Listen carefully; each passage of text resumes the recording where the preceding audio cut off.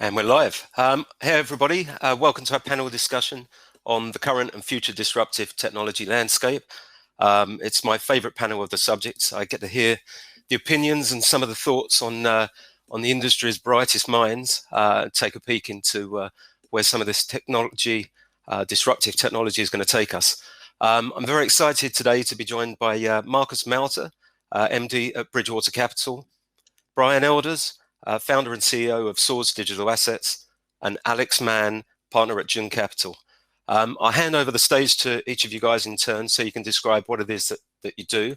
But also if you could just describe briefly how you end up getting involved in blockchain and disruptive technology. Starting with you, Marcus. Thank you very much, and thanks for having me. I'm starting with the last point, how I was ending up in in the crypto space. That's actually, and maybe you can hear it also in my dialect. I'm born in Germany, and I was working for a German needle manufacturer, one of the largest needle manufacturers in the world. And it was in 2016 when we discovered that for compliance reasons, blockchain, this new thing, would be perfect to track the global needle market. It sounds ridiculous, but this was starting me into the blockchain space. And originally, I was working for a long time for Accenture, doing a lot of management and IT consulting. And in the meanwhile, I was working for a larger Swiss asset manager. And lately, I joined Bridgewater Capital, a global private equity firm. And Bridgewater is currently running a set of active validator nodes. So we are doing proof of stake, we are doing private equity, so we are investing in several companies. And we are in for the long run in the crypto space, and we're a strong believer of the decentralized networks. Okay, fantastic. And Brian? Maybe I'll do it backwards as well. Okay, sure. I was working so I'm talking to you from Ireland now, but I spent 20 years working all around the world, starting in Central Europe and then in Asia. And I was working in quant finance over in Singapore 10 years ago or more now. And I came across Bitcoin. And I thought this was fascinating and fantastic. I have many regrets about not diving into it more wholeheartedly back then. But I came across it and was interested and got involved in the scene. That led me to get involved with a company called KYC Chain, which was one of the early movers in self-sovereign digital identity. And that then led to an ICO, and that was planned in 2016 and 17. And the timing was good in 2017, so it worked out well. That's still around, still doing what it said on the tin, so it was a good one as well. So that got me into the whole, let's call it the unregulated ICO space. Similarly, in 2017, got involved in what we would call an STO today, which is tokenizing the preference shares of a Singaporean fund. And I'd have a belief that the technology, the techniques, what we're looking at today is leading to a change about how we deal with assets of all sorts. And that's why I set up what is now today Source Digital Assets. And Source Digital Assets is a firm that helps others to create, to trade and sell digital assets of all sorts. And that led us to an investment in, and me becoming a partner of, Black Maute Capital Partners, which is based in Germany and is the first regulated broker in the European Union specifically for digital securities. We also have a stake in an Irish custodian called Fortuna Digital Custody. It's relatively small, and we could call it stealth mode, as the registration for becoming a virtual asset service provider with the central bank is going to be at the end of next week. So hopefully Fortuna and Source will become VASPs at that stage. So through all of those entities, we are involved in multiple projects. I know that you're working with Defactor and things like that, and they're on stage, I think, yesterday. We would be helping those guys. We would be part of that project. So everything, bridging that gap between real world assets and crypto is something we're all over at the moment. And so, yeah, I think we have an exciting sort of viewpoint for where things are going. And we still believe what we believed several years ago, that we're on the cusp of a major change around how assets are arranged and organized. I tend to agree with you there. I think we might have just lost Alex from our panel. Maybe there's a technical difficulty. So I'll carry on regardless. I was going to break the discussion day down. Oh, here we go. Hey, Alex, can you hear me?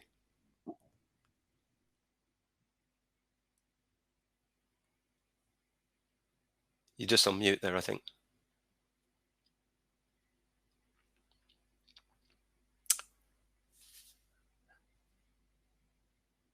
Let's give Alex a second, sorry.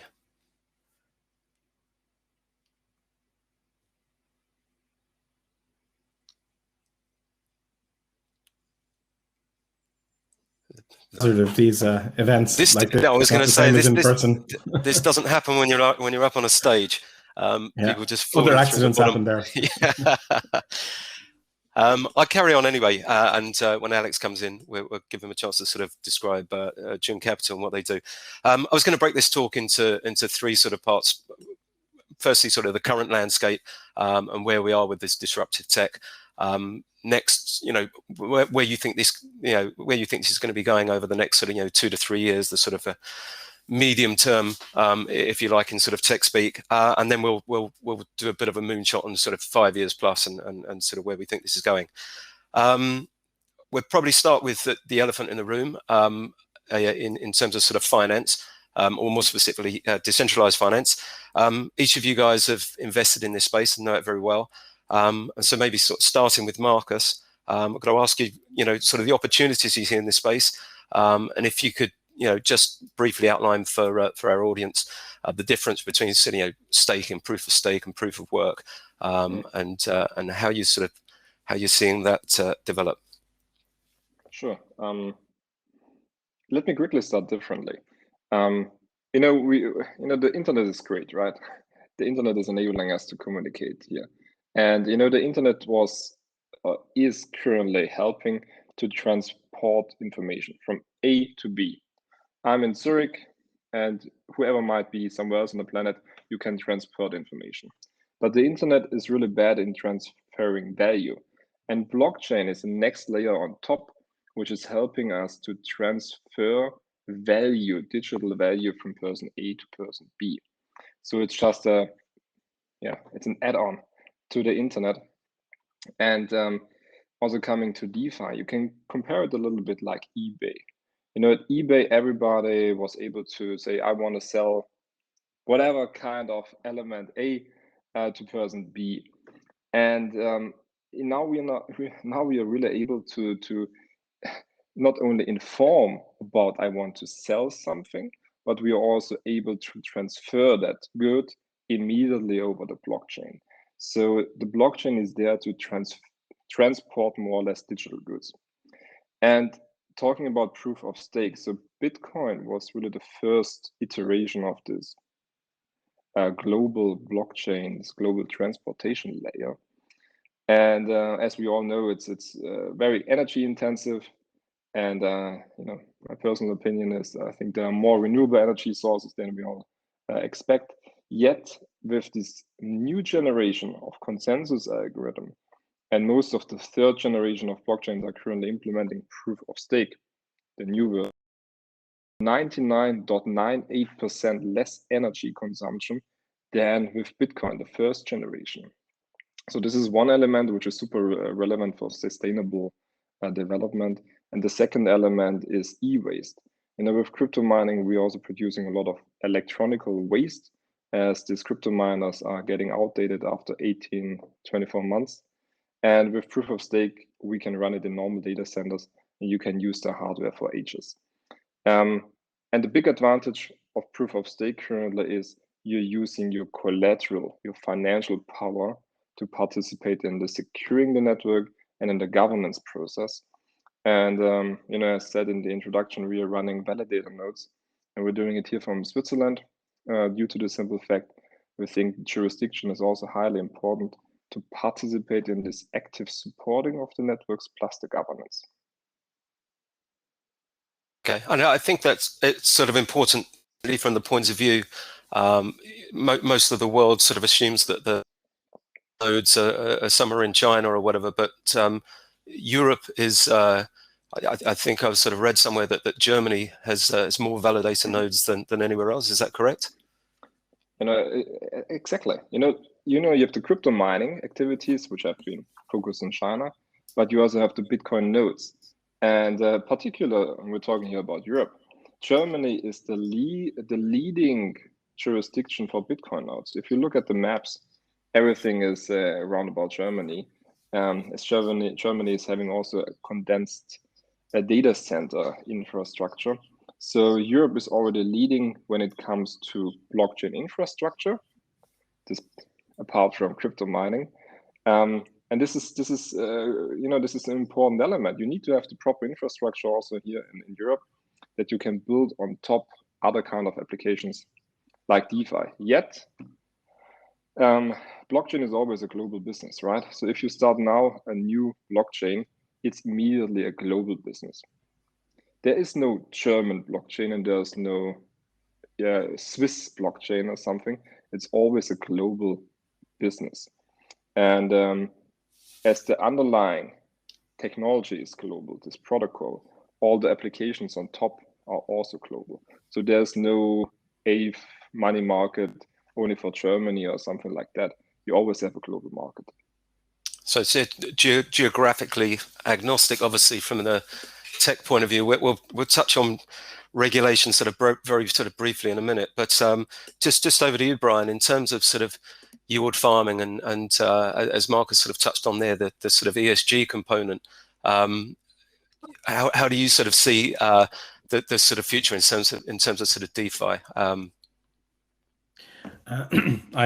Well, DeFi and ESG and things like this, I think that technology will find a way to overcome many of the problems that are there. And if people perceive that there's an ESG or other problem, I have faith that in time solutions will be found. I look at decentralized finance, and I think I look at that as opening up all sorts of new avenues for financial innovation and for financing of assets.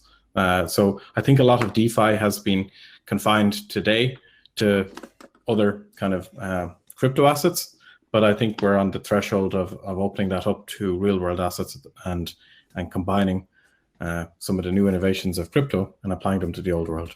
So we see that across a bunch of different projects, from property to whiskey to invoices. Sure. We're in the very early stages. and yield farming as well, actually sort of proof of stake and putting up effectively collateral to validate some of these sort of transactions and actually getting a yield. Warren Buffett quite famously talks about gold as an asset that doesn't have a yield. Why would he want to invest in that? And then obviously Bitcoin gets compared as, or talked about as sort of digital gold, but finally now you've got an asset here that you can actually sort of put to work and get a yield on as well. I think that's quite sort of relevant. It is, and we're beginning again in Germany. Funny enough, I think Germany has a unique place in Europe, and probably the world. It's understated for some of these breakthroughs. You have regulated retail access to staking Bitcoin at the moment in Germany. So things like this you don't see in Hong Kong or Singapore yet, and Germany seems to be leading the way with some of these innovations, which I think is good for digital assets generally, that Germany's embracing it like this. Sure, and I guess where Germany and to some extent France lead the rest of it in terms of sort of mirroring some of the stuff that they do and sort of regulation again. Yeah, probably. They're the biggest countries within the European Union and have an outside say in where things are going, especially now that the UK Brexited, so that voice has been lost in Europe. But Germany and France, the recent bond that was done by the European Investment Bank, it was arranged to France, and the Bank of France would have created a digital currency to facilitate it. So yeah, Germany and France seem to be out front at the moment, and that's good to see. And this was just for anyone sort of watching. This was a test that was done back in April, I believe. The European Investment Bank issuing this bond, and I think sort of SocGen and Goldman and a couple of other banks were involved. But basically, a foray, I guess, if you like, into sort of central banks in this space and central bank digital currencies. My next question to Marcus is what do you think sort of a central bank digital currency in Europe. Obviously, there are talks about this and trials going on in Asia at the moment. But how long do you think we are away from this in Europe? That's a good question. It's a hard question. I'm guessing it will. I'm guessing it will take longer than we all expect. At least here in Europe and in the US. Looking at China, right? China is already piloting it. They have public beta tests at the end. And, I think the Chinese, they discovered early all the features of a CBDC, right? And this is becoming more and more relevant here in Europe as well. So with the Corona pandemic, we're currently talking a lot about universal income, universal fixed income. And with CBDCs, you can implement it very easily. And on top of that, you can have features like burning. So somebody is receiving at the beginning of a month 2,000 euros. And if he's not consuming it until the end of the month, they're getting burned. So you're forcing the people to spend it. And this is a very efficient way to stimulate your economy. And you can adjust it as you go. So I think a lot of central banks and governments, they realized sending a stimulus check with a signature like Trump, that was working a couple of centuries ago, but it's not anymore the most efficient way. And we will see CBDCs for universal fixed income. And that's probably what's going to take the longest is the privacy piece. I think the technology piece and the money pieces have been kicked around a lot, but traditionally, if you have, I don't know, a 50 euro note in your wallet, the government has some difficulty taking it out. Whereas if it's a CBDC, as Marcus points out, there might be instances where you wake up in the morning and it's not there. And how and why and all of the controls around that, I think, will be the subject of, I would hope they would be the subject of an intense debate because people normally care, how money is controlled in their wallet. So a central bank, obviously, with its sort of traditional levers of looking at inflation and putting interest rates up to rein that in, or cutting rates as we sort of got at the moment in order to try and get the economy going again. You can actually have sort of helicopter money that's dropped in there, and you kind of use it or lose it. I think is what Marcus was inferring. Yeah, you can go very specific.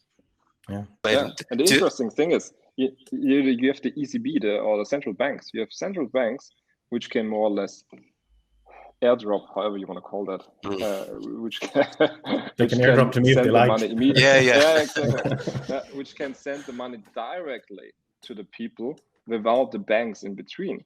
At the moment, you have the system that the central banks are giving more or less the money to the banks, and they are trying to distribute it, and that anymore. And this is also very powerful and disruptive.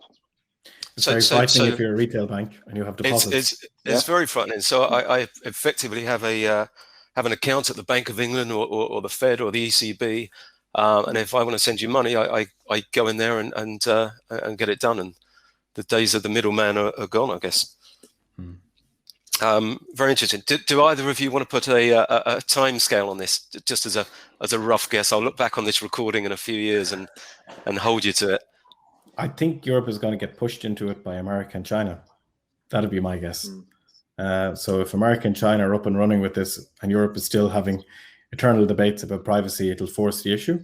So I would probably say, if I was going to put my neck in the line, we would have something functional, but maybe not public in 4 or 5 years. And the public piece and everybody using it and how that might come through banks and things like this, that could be a bit longer. I think there are 2 elements, which are 3 elements. So element number 1 is for sure, also the digital securities. We can also talk about digital securities. You need to have something like a settlement token. At the moment, USDC from Circle is used a lot, but a CBDC on a national level would be useful. So I'm pretty sure as the digital securities are coming along now, step by step, and we see a great momentum, there will be CBDCs used to settle these transactions. Then the second element is for sure also a geopolitical one. We all agree China is currently leading in the development of the CBDC, and as China is expanding it.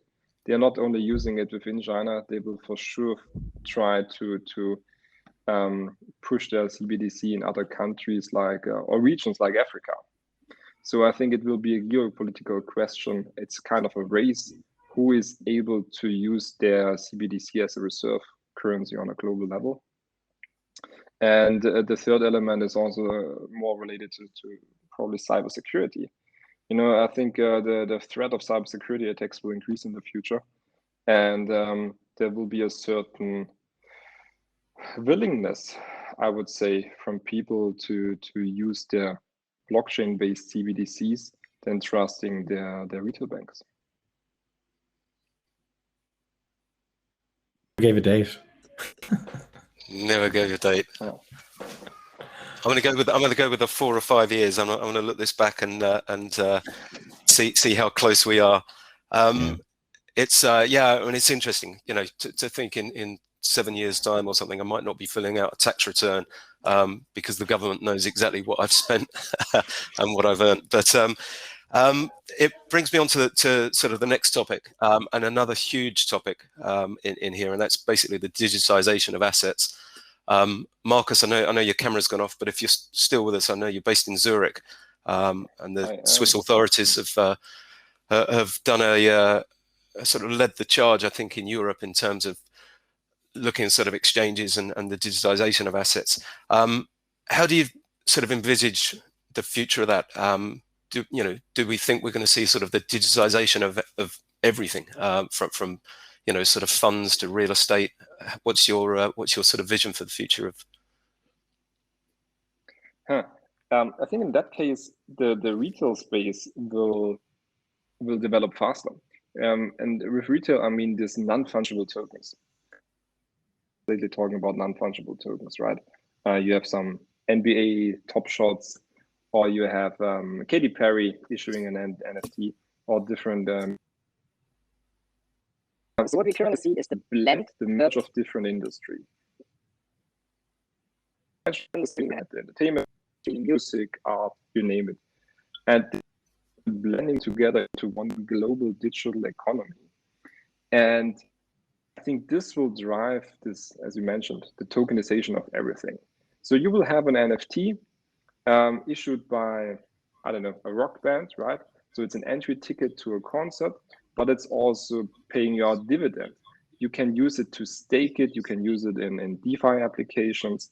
So this programmable money and this programmable tokens, there will be a huge adoption in the retail space. And I think then it will move into the institutional side. Right. Well, I think you're describing one of the projects we're working on. I'm going to send you the deck.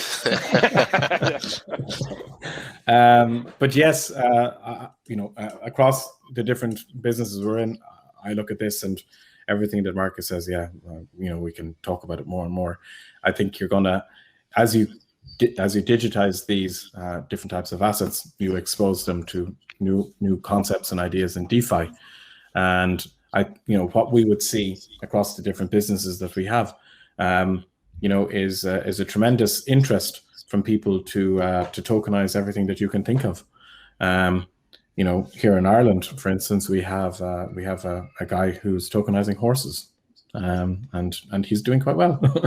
In Black Manta, we see lots of different types of funds coming in the door and lots of properties. So you're looking at big, sticky assets that don't have traditional, tradable markets that are, easy to access. And you're getting the pioneers there now looking to see if you can, if you tokenize it, can you open up the market to more people who maybe couldn't participate before, and also from the issuer perspective to have a larger group of people who are willing to finance projects. And then once you create that token, of course, can you introduce that into a DeFi ecosystem and use as collateral? So all of these things, I think are coming along with the music and the art and everything else. So I definitely think that, we're at the beginning of trying to tokenize everything, and we'll see what works and not works in the context of tokenizing it. But it seems to make sense to apply some of these technologies to this, and I'm sure I look at over time that I'm sure they'll get embraced. Things like shares and share trading. When you trade a share, in many countries you have to pay tax, a stamp duty. So I'm sure that the tax man would love to get paid automatically if the system would allow. At the moment, probably that doesn't allow it because you need to have a wet signature to do it. But these things can be, innovated and fixed over time. And as you use technology cleverly, I do think there's going to be a tremendous amount of tokenizing of everything. It's exciting times. It is exciting times, and just, I mean, sort of within your own businesses, obviously, you guys invest in a number of these companies, either as sort of private equity or venture capital or however you want to describe it. But there's a sort of industry in itself that's sort of ripe for disruption. The days of investing at sort of seed stage or Series A and taking a business through to IPO, I guess you guys are sort of turning on its head. I guess my question is, what sort of timescale would you look at for an investment in terms of 5 years? You think you'll be sort of tokenizing some of these projects, or they're tokenized already, but then they'll be ready or sort of ripe for that sort of grand sort of token event. So yeah, basically, what sort of timescale, and do you sort of intend to sort of create your own exits for some of this stuff rather than IPO? I think it depends on what it is. I think there's some things that are going around that are very topical to this time, and it's difficult to know how long they're going to be around or whether or not the concept that they're innovating will even exist. Whereas if you're tokenizing a property and that's built in, I know, Berlin, you can probably be certain that'll be around for some time. So I think that when we're looking at different projects, there's different kind of context in it. But I think when we're looking at doing something, we're looking more at the long haul. We're not doing a sort of 3-week 10x sort of investment, although more of those would be nice too. Yeah. But I think at the moment we're still early stages, and there's a lot of the tools that are needed to make these markets work getting built. And would you structure again, sort of relevant, Marcus, I'm not sure how much you heard of that, but would you structure your sort of portfolio of investment companies based around different time horizons? There are some projects that are going to be, months rather than years, and some that are going to be, 5 years time until it's sort of right for an exit. Then we have pure crypto investments, and for sure crypto. But we also have equity investments.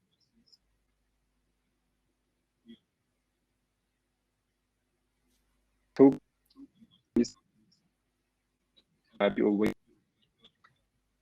is taking our portfolio companies and bring them.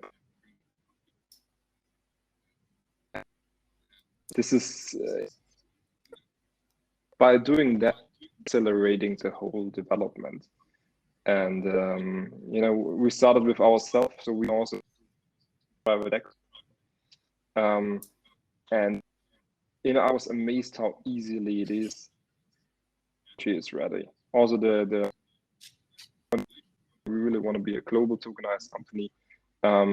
That's challenging, but we are very close to achieve that. And at the end, we will see a lot of tokenized shares to these blockchains very soon.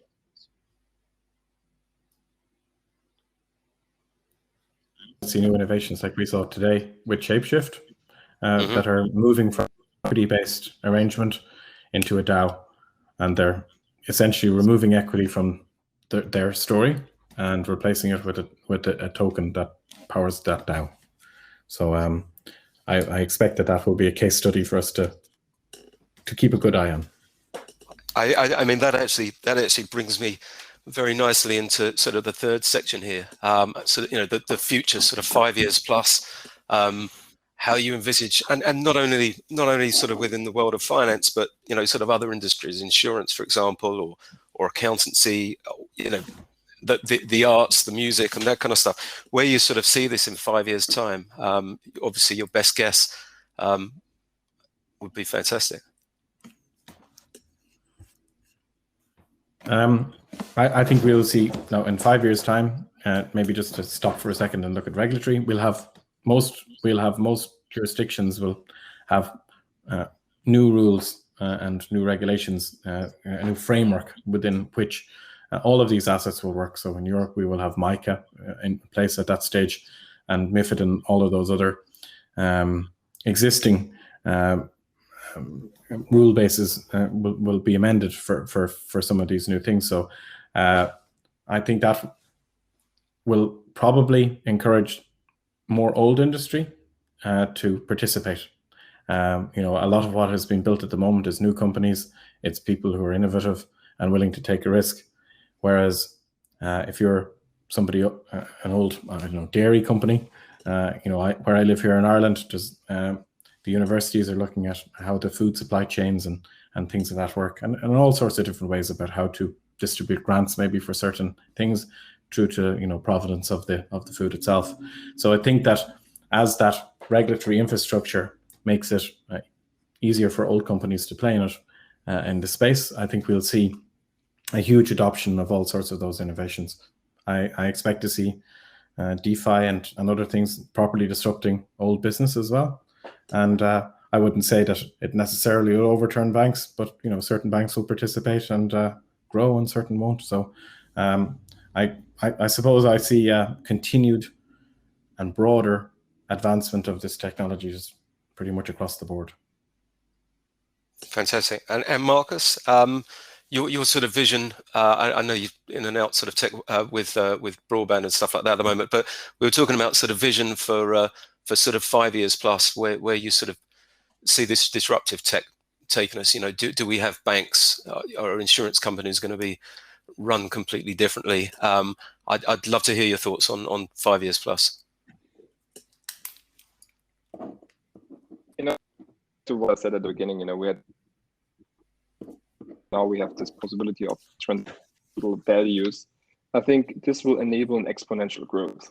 So it's extremely hard to predict what happens, because we have this exponential growth on a global scale, and we are just at the beginning of a global economy. Just looking at the financial industry, I think in 5 years we will see a lot of the fear of missing out. It's not only this Bitcoin thing, but the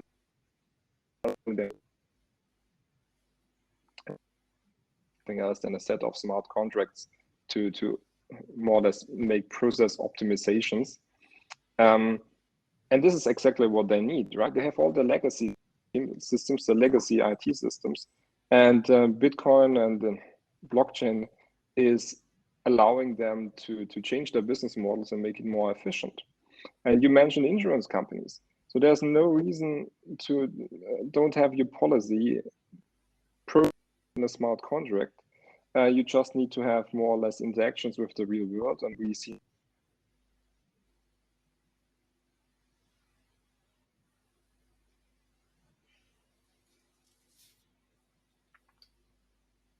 I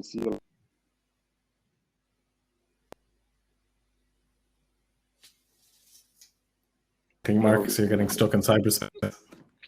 Yeah, I'm looking forward to good internet in 5 years' time. I don't know about you guys. You're back. You're back. We can hear you now. Hey, Marcus. That's probably not on my... We're talking about insurance and smart contracts.